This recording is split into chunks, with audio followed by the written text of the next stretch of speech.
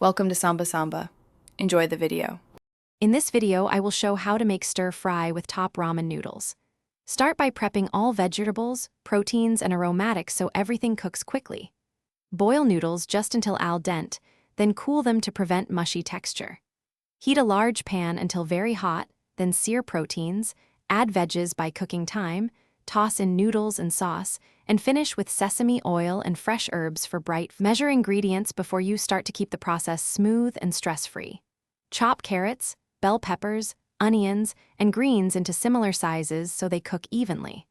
Mix a quick sauce using soy sauce, a little sugar or honey, and a splash of water or stock to loosen it.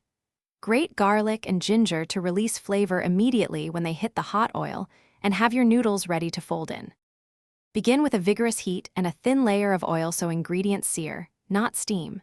Sear protein until golden, then remove to rest while you stir-fry vegetables in order of density. Deglaze with a splash of sauce or stock to lift fond from the pan. Return protein, add noodles, and toss rapidly to blend sauce and heat through. Finish with sesame oil, scallions, and a squeeze of lime for balance. Thanks for watching. Consider subscribing if we helped you.